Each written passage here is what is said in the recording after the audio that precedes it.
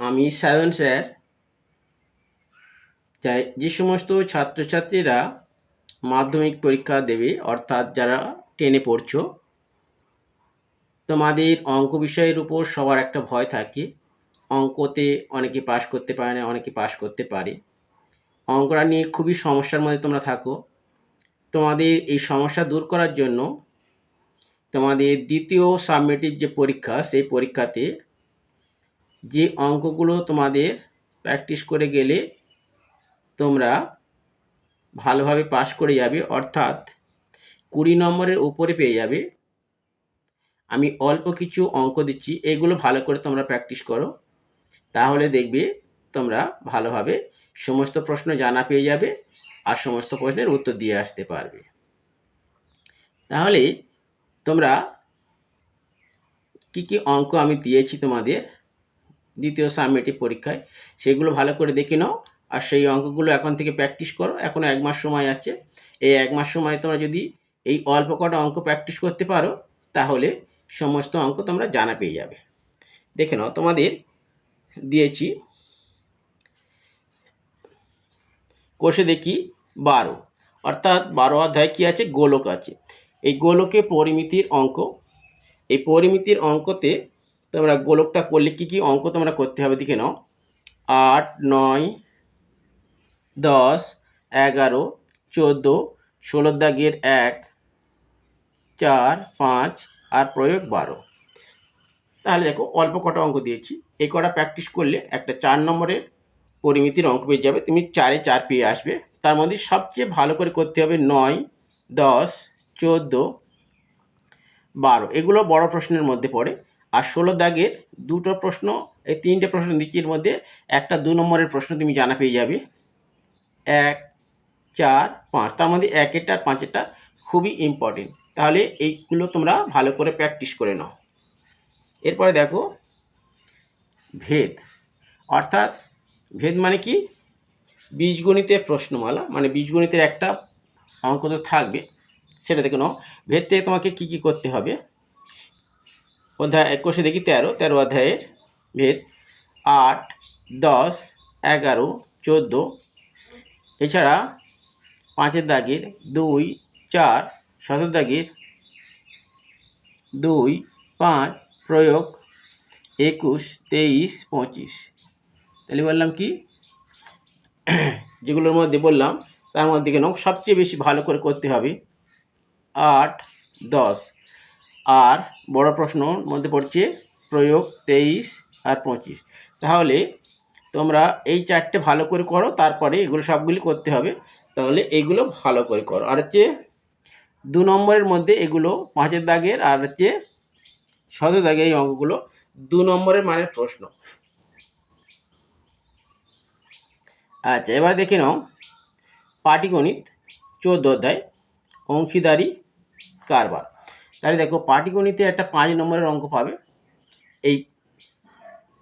এই পাটিগণিতের এই কটা অঙ্ক প্র্যাকটিস করলে তুমি একটা 5-এ 5 নম্বর পেয়ে যাবে। তাহলে কি দেখো এখানে পেলে কত, এখানে তুমি পাচ্ছ 4 আর 2-এ 6, এখান থেকে একটা 3 নম্বর পাচ্ছ, 6 আর 3-এ 9, আর এখান থেকে কত পাচ্ছ 5, আর একটা 2 নম্বরের প্রশ্ন, তাহলে 7 নম্বর। তাহলে দেখো তোমাদের হচ্ছে 20, 25 পাওয়াটা কোনো ব্যাপার হবে না। দেখে নাও কী কী করতে হবে। 6, 8, 9, 10, 12, 14, 17 দাগের 1, 4, 5, প্রয়োগ 11।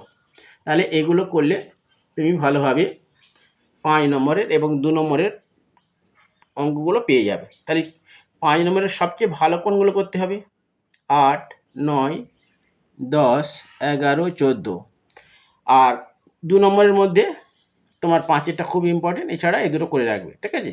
তাহলে করলে তোমরা 7 নম্বর এখান থেকে পেয়ে যাচ্ছ। আচ্ছা, এবার দেখো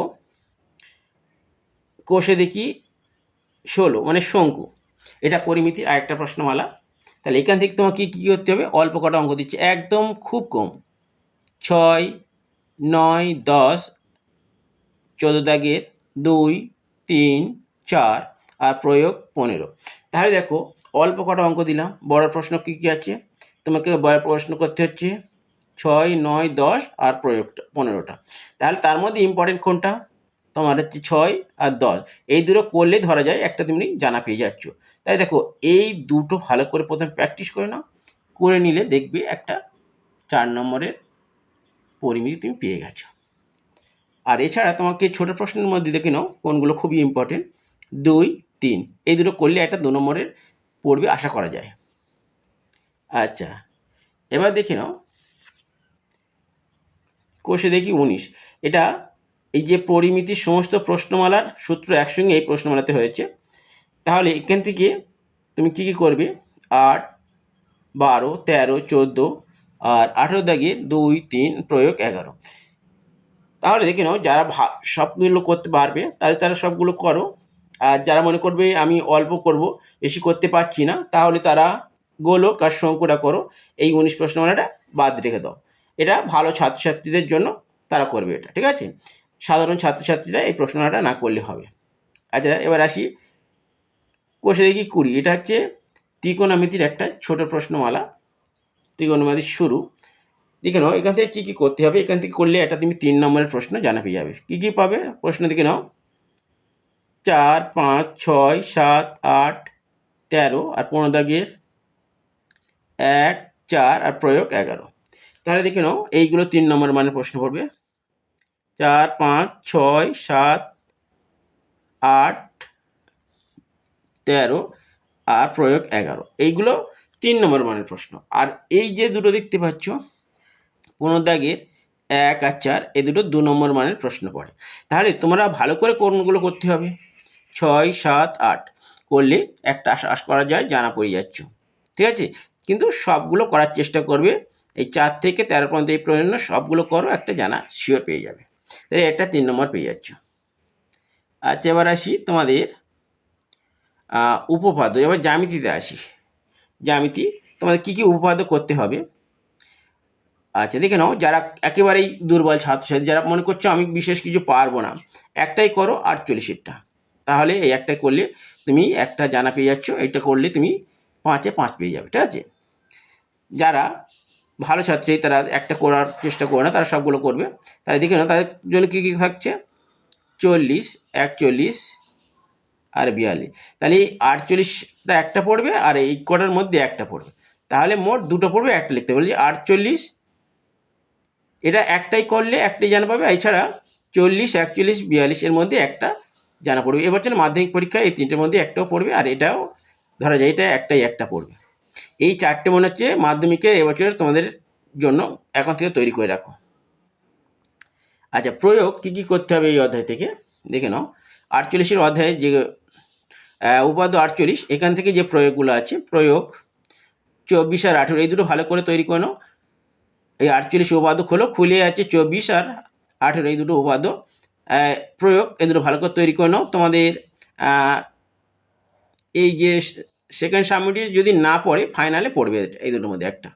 আচ্ছা, এছাড়া দেখে নাও তোমার হচ্ছে আরেকটা দিয়েছি, এটা কোষে দেখি 18.4-এর 5-এরটা।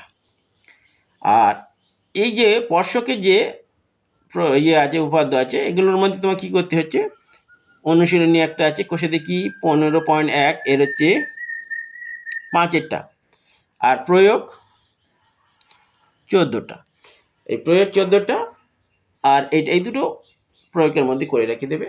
এগুলো 3 নম্বর মানের প্রশ্ন পড়ে, তবে সেকেন্ড সাবমিটে নাও পড়তে পারে এগুলো। আচ্ছা, তোমাদের সম্পাদ্য কী করতে হবে, তোমাদের পরিবৃত্ত ধরা যায় এবছরে পরীক্ষায় পড়বে অবশ্যই। 11.1-এ পরিবৃত্ত 1-এটা 3-এটা ভালো করে প্র্যাকটিস করো, করলে তুমি জানা পেয়ে যাচ্ছ। আর কোষে দেখি 11.2, এটা অন্তবৃত্ত এবছর পরীক্ষায় পড়ে গেছে, তার জন্য ফাইনালে না পড়ার সম্ভাবনা, তবে সেকেন্ড সাবমিটিভে পড়তে পারে। তাহলে সেটার জন্য কী করতে হবে, 4-এটা 8-এটা এই দুটো করতে হবে। কোষে দেখি 17, এটা স্পর্শকের প্রশ্নমালা সম্পাদ্য। এখানে তোমার আছে 3, 4, তার মধ্যে 3-এরটা খুবই ইম্পর্টেন্ট, ভালো করে প্র্যাকটিস করো, করলে জানা পেয়ে যাচ্ছ। এছাড়া কোষে দেখি 21, এটা বর্গমূল নির্ণয় করতে হয়, জ্যামিতিক উপায়ে বর্গমূল নির্ণয়। এখান থেকে তোমাকে কী করতে হবে, √21, √12 আর 2√5, তার মধ্যে √21 এবং √22 এই দুটো ইম্পর্টেন্ট। কিন্তু এছাড়া এই যে বর্গমূল নির্ণয় এগুলো সবই একই, তুমি একটা বা দুটো করে রাখলে যাই দিক না কেন তুমি পেরে যাবে, ঠিক আছে? তাহলে এইগুলো তোমরা ভালো করে প্র্যাকটিস করো, করলে সমস্ত প্রশ্ন তোমরা বড় প্রশ্ন জানা পেয়ে যাচ্ছ।